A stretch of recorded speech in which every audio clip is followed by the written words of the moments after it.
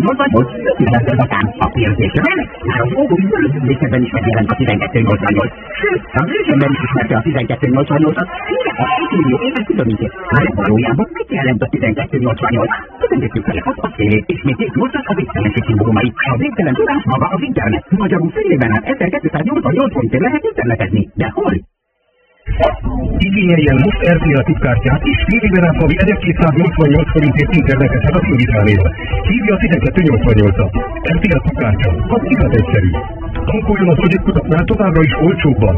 RTL tipkártyával literenként 10 forint kedvezményt kap minden üzemanyagárából. Szortereink további fantasztikus ajánlatai az rtlkártya.hu oldalon.